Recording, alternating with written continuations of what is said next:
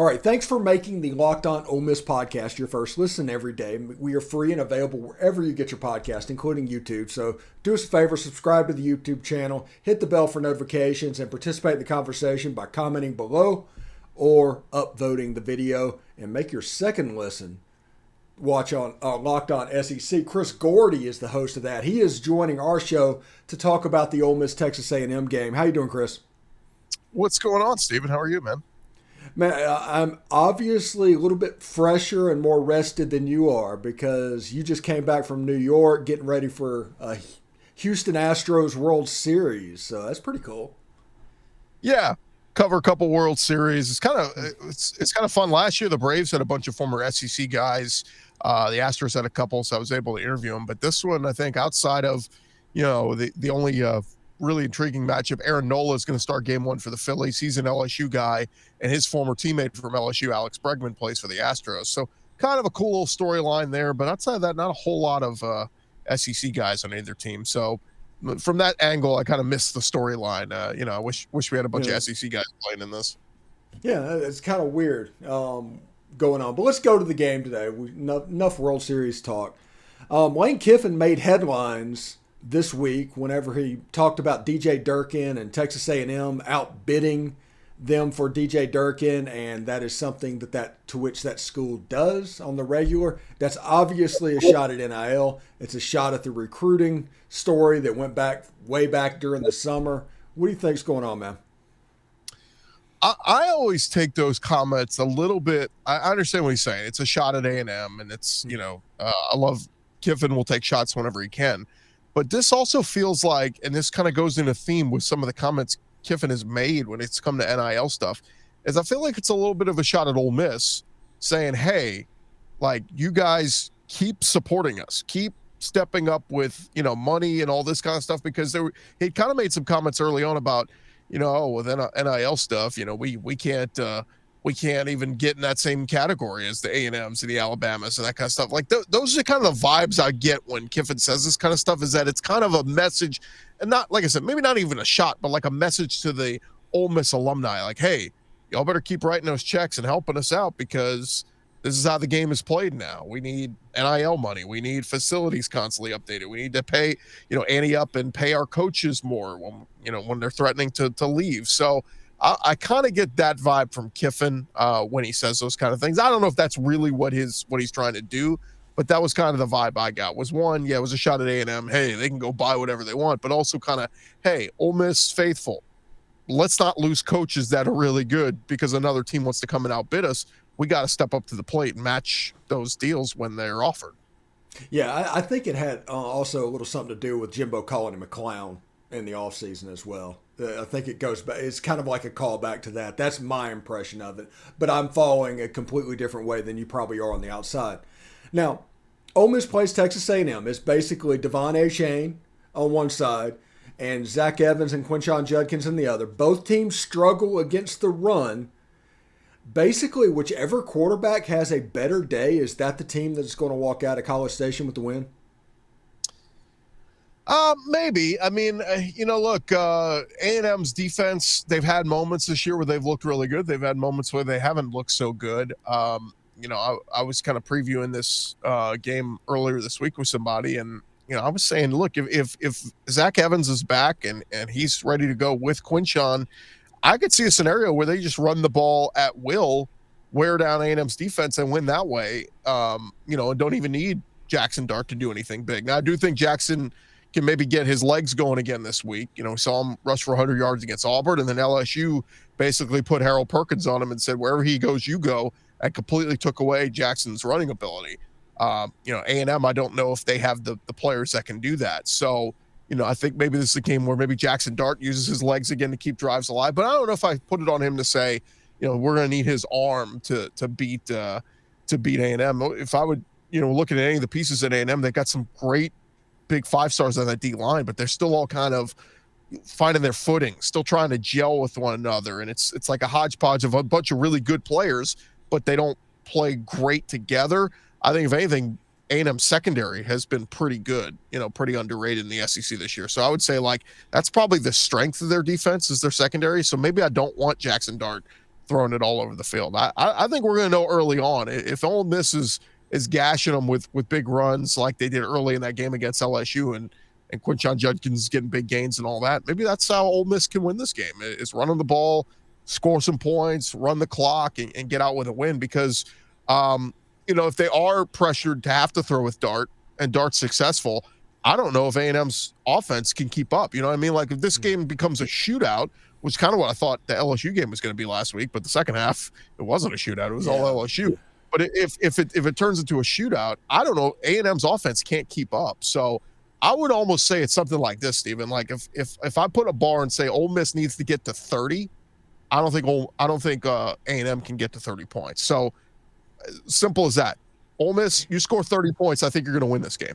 Yeah, I'm kind of right there with you. I had Joey Ikes. I did a crossover with him, and we did our score prediction. I think I went with 34-27, Ole Miss winning the game. I think they'll be able to score a little bit, but I do think it's interesting that Lane Kiffin would come out and do this, because in Monday's press conference against Jimbo, he had some shots at A&M that day. And when Lane's taking shots, he feels confident. Now, that doesn't mean that Ole Miss is necessarily going to win the game. He just probably feels pretty good about it going into it. Yeah, and again, this is who Lane is. I mean, he's going to take shots, and Jimbo is kind of picked and choose his spots when he takes shots. I will say though, I mean, you gave Ole Miss 27 in your score prediction, or A&M 27. Mm-hmm. A&M has scored 27 points once this season. That was week 1 against Sam Houston. Their offense has been god awful. That's why I say, like, I think 30 points does it for Ole Miss. We'll see what happens with the quarterback spot. They were talking about maybe we see more Connor Wegman. Maybe Haynes King is good to go.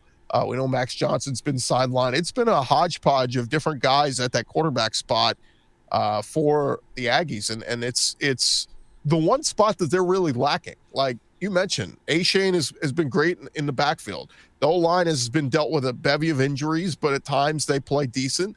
Like I said, I think the defense overall has been pretty good. Man, if they had just, and I'll just throw a name out, like if they had a Bryce Young at quarterback, I think A&M would have one loss right now or be undefeated. Like they're that good. So, but the quarterback spot is just so important, especially for a team like this. Jimbo has been known as a great play caller throughout the years. I think that time has passed him by. I think he needs to hand over the play calling duties to somebody else. I think that's what's going to happen this offseason if they don't fire him. Again, it's a lot of money to pay a guy $9 million a year till 2031.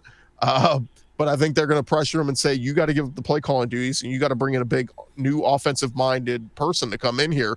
One name I threw out there kind of as a joke, but Tom Herman, head coach at Houston and Texas. He's on the CBS Sports Network right now. Bring back Tom Herman. I'm sure, hey, look, we'll pay you millions to come be the OC at A&M. Ran pretty good offenses, won a national championship at Ohio State as their OC. I think that's not a bad name that A&M could bring in, but basically force Jimbo into being, hey, look, we're not going to fire you, but we're going to take all the duties away from you. You're going to be the figurehead. You're going to be like Coach Ed Ogeron. Just go sit there and be rah-rah and get these guys ready to go, and your OC and your DC are going to coach up the team and be ready to go. So I think that's where A&M is going to go in the offseason. And I only bring that up because, like I said, the offense has been so bad. You score 23 points in that game against Arkansas that you should have lost. One of those was the defensive touchdown. You scored 24 against Mississippi State. You scored 20 against Alabama. You're on the goal line. You had a chance to win the game. You couldn't do it. And you scored 24 last week against South Carolina. I mean, it's been an inept offense, and the big part of it has been the quarterback problem. Why does Jimbo have such a problem finding a quarterback? Texas, not having a quarterback in Texas is almost inexcusable, because they basically just print them like money. That's the thing, Steven, is go look at these guys. It's not like these are little 3-stars that he found at some JUCO or something. Like Zach Calzada, Haynes King, Connor Wegman. These are all highly touted quarterbacks. Even before that, he when you go back to his days at Florida State, he had some great quarterbacks, great college quarterbacks: Jameis Winston, Christian Ponder, E.J. Manuel. You could even go back to his LSU days as OC. He had Jamarcus Russell, got him to be drafted #1 overall. Forget about what happened with those guys in the NFL, because so many of them have flamed out. Jameis is still hanging around, but point being, they were really good to great college quarterbacks. Jameis won a Heisman. What happened between then and now? I think defenses have changed. Defenses have adjusted. That same playbook from 1989 is not working in 2022. And so that's where I think the play calling duty has to be given up. Look, is Haynes King, has he lived up to the hype of being as a highly touted quarterback as he was? No. But I don't know how much of that is on Haynes King's lack of development versus are the coaches putting him in the best position to be successful? Is the playbook putting him in the best position to be successful? Connor Wegman, who got into the game last week, was the #1 quarterback in the state of Texas. It's not like this dude was 24th and they're just taking a flyer on him. Like, the talent is there. Now it's on the coaches to put him in position to win. He's a true freshman. He gets a pass at this point. We don't know. But like Haynes King and Zach Calzada and those guys, I mean, Kellen Mond, I guess Jimbo didn't know what he had with Kellen Mond. It's absolutely crazy. Yeah. So again, like, I think, he needs to kind of play to his quarterback strengths. And, I assume it's going to be King in this game. We may see some Wegman. I don't know how they're going to do it, play it out as the game gets going. But it's got to be predicated on Devon Achane having over 100 yards rushing. If Devon Achane has 120 on the ground and, no turnovers from the quarterback, A&M's going to be in this game. Yeah, I thought my key to the game, now that we'll just go over into that real quick. Ole Miss, even though they're a light box defense, and that's what they do, they need to find a way to populate this box. Because even if they're throwing the ball, they need to pressure the quarterback, and they need to get exotic with it. They don't need to get sound outside of the run game, but they need to figure out a way to get to the quarterback, especially if Haynes King is in there. Connor Wegman is a true freshman. They need to pressure him. And that way you will at least populate that box for Devon Achane. Because Achane is by a million miles the key to this game. And I told somebody this week that if Ole Miss can hold Achane between 90 and 100 yards, they have a good chance of winning this game. If they let Achane go off, that's a different story. They could lose this game and Achane can win it by himself. Yeah, and we saw last week Achane is really good catching the ball out of the backfield. They lost Anaya Smith for the season a few weeks ago. That was a big blow to their pass catchers. Evan Stewart, the freshman, has been very good. It sounds like a couple of these freshmen are going to be suspended this coming week, and Chris Marshall and a few others. So it's basically Evan Stewart, Moose Muhammad, and that's it. So I'm with you. I think A&M or Ole Miss's mantra against LSU last week was, they were kind of saying we know Jaden Daniels is a running quarterback. We're going to try to take that away. And they started beating them down the field with those big body receivers that LSU has. And so when Ole Miss backed off, that's when Jaden Daniels started to use his legs and get out in space and get the big gains. And so with A&M, I don't think you have to worry about that. I would trust my DBs if I'm LSU or if I'm Ole Miss one-on-one with the A&M receivers, try to slow down Evan Stewart and Moose Muhammad and say, take my chances. We're going to load up the box and we're going to try to slow down Devon Achane for beating us. Because again, whoever the quarterback is for A&M, I just don't trust him, in beating me one-on-one coverage if I'm Ole Miss. Now, we go back 2 weeks ago, Ole Miss had some tackling issues in that Auburn game.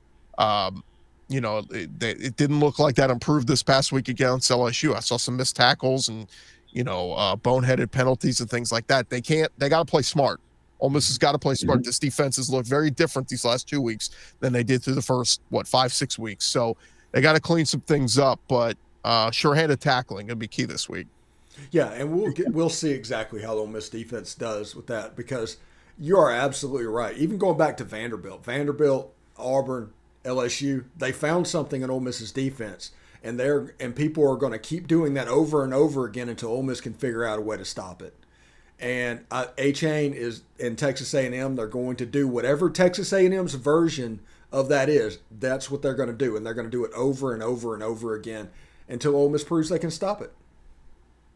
Yeah, no doubt. And again, I think time of possession will be big here too. I think if Ole Miss can force A&M into some 3-and-outs, which they've been susceptible to. Had a couple of those last week against South Carolina. Ole Miss is great at playing ball control. Now they can score fast. I mean, we've seen that this year with the run game as good as it is. Quinshon Judkins can break off a big 30, 40-yard run, score a touchdown, and you're giving the ball back to the other team. But I think in this game, that's fine because again, I don't know if A&M can answer. That's the big thing. If Ole Miss is scoring on some big plays, can A&M answer back? That's where I say if Ole Miss's best objective here is make this thing a shootout, I think they win. Yeah, it basically make Haynes King or Wiegman and the receivers beat you. Do not let Devon Achane do it. Anyway, what's your score prediction in this game? Yeah, I'm going to say, like I said, the line of if Ole Miss hits 30, I think they win. I think it's something like 31-21 or 31-20. I think, you force A&M to settle for a couple of field goals. And I just don't, I go back to what A&M has done all season offensively is they've struggled to score, higher than 24 points. I think Ole Miss's defense will be up to the challenge. And I think Ole Miss wins convincingly in College Station. Tough place to play, but give me Ole Miss 31-20. And if that result it actually comes true, that game against Alabama potentially gets off the charts. Yeah, because look, LSU Alabama is such a big one in 2 weeks. But if you're an Ole Miss fan, as much as you like to see Alabama lose, I think you kind of want to root for Alabama to win that one, beat LSU, and then when Ole Miss faces Alabama, yes, it comes down to that. Somebody said like LSU Alabama is for the SEC West. Well, yes, unless LSU loses, and then Ole Miss Alabama is for the SEC West. So it's just funny how it works out, but yeah, that's the scenario we're looking at. Yeah, pretty good. Anyway, thank you, Chris, for doing this. Next week we'll come back and we'll talk. Actually, next week's a bye week. We'll talk Alabama in a couple of weeks. Maybe I can come on your show if you'll have me during that week as well. Absolutely. We'll talk some Ole Miss basketball getting underway soon. Oh, yeah. I'm an expert on that. Anyway, Chris, man, take care, bud. All right. Thanks, David. All right.